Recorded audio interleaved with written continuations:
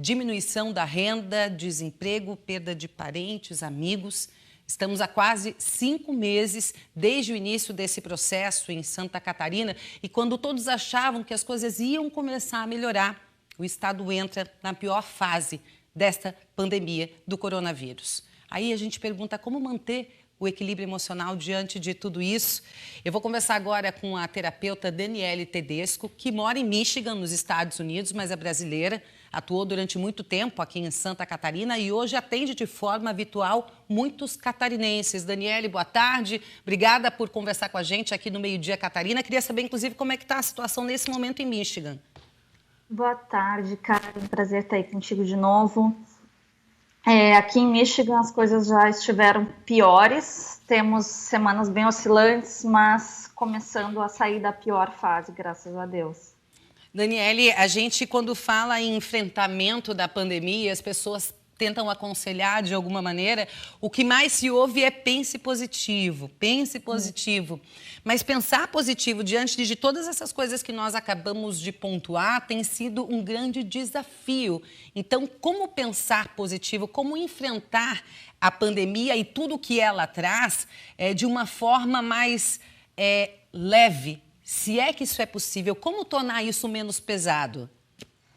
Essa situação, ela é incomparável, né? Qualquer situação global que a gente já viveu. E nesse momento, cada pessoa reage emocionalmente de formas muito diferentes, porque, claro, cada um passa por contextos muito diferentes nesse momento. Mas o que tem em comum no ciclo emocional de experimentar perda, tragédia ou instabilidade nas nossas vidas, é um ciclo que passa primeiro por negar os contextos, né? Lá quando isso tudo começou, muito provavelmente muita gente passou por isso, de negar, porque principalmente nós perdemos o controle sobre diversos aspectos da rotina anterior.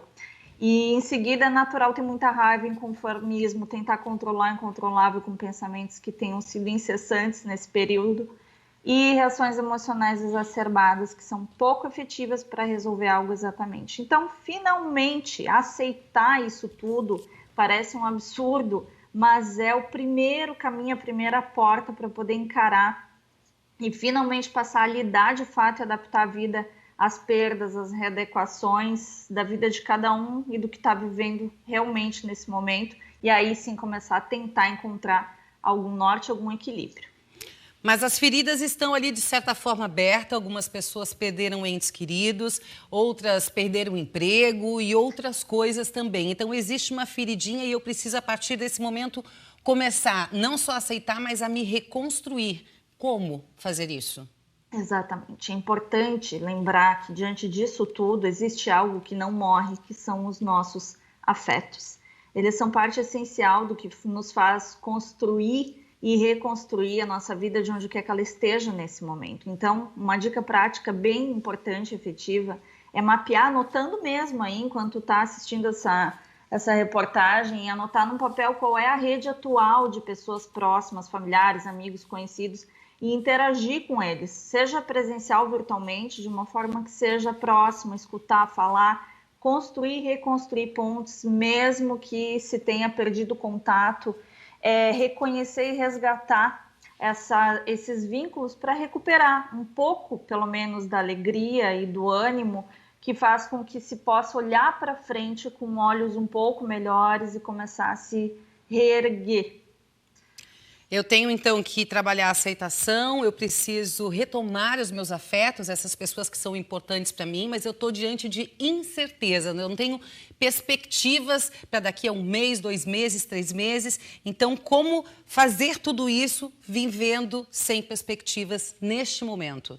Exatamente, Karen. É dificílimo fazer previsões e ter um horizonte claro para qualquer um de nós. Como eu digo, está todo mundo no mesmo barco sobre o que existe no porvir daqui em diante.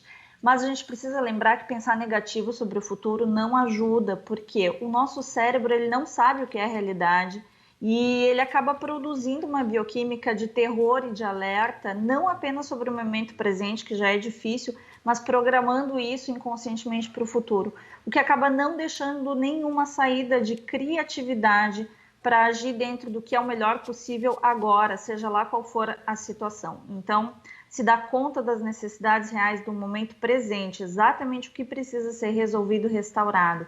e acessar a rede de afetos e pessoas próximas para pedir ajuda, fazer trocas, ou simplesmente passar bons momentos, que seja pessoal virtualmente, ajuda a começar dia a dia e encontrar forças para realmente passar por essa etapa, vivendo um dia de cada vez. Muito bem, vamos então juntar tudo isso e botar em prática e tentar aliviar e retomar o nosso equilíbrio emocional. Obrigada, Daniele, pela tua participação com a gente. Eu que agradeço, Karen. Um beijo grande aí para ti e todo mundo. Obrigada, Valeu. tchau, tchau. Tchau, tchau. Vou fazer um intervalo rapidinho aqui no meio-dia, Catarina, mas eu volto em instantes, não sai daí.